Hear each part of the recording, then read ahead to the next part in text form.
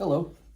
Uh, I had been looking around for a new iPad, and I kind of wanted an iPad Pro 12.9 inch, and I ended up finding a great deal on an iPad Pro 12.9 inch uh, Generation 6, which is the brand new one. And this has warranty on it until the end of August of 2024. So it was an incredibly good buy. Really couldn't pass it up. It's like a small TV in your hand.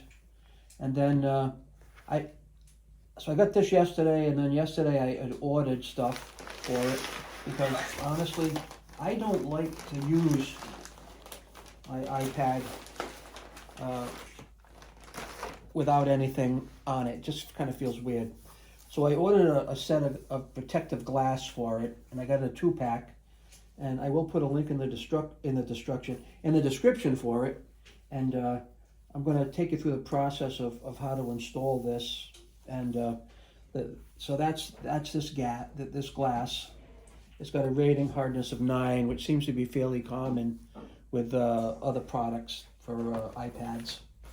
Now, the iPad glass, if you drop it and you don't have any protection on it, chances are it could crack and break, and then there goes your product. But with that glass on it, 9 times out of 10, if you drop it and there is kind of a break result happening from the drop, then the glass is going to break, but the iPad will remain intact. And then because I don't like carrying it around, and I just opened this actually, I bought a new cover for it for the iPad Pro. And I'm going to also get things going. It has a holder up here for the Apple Pencil, right here.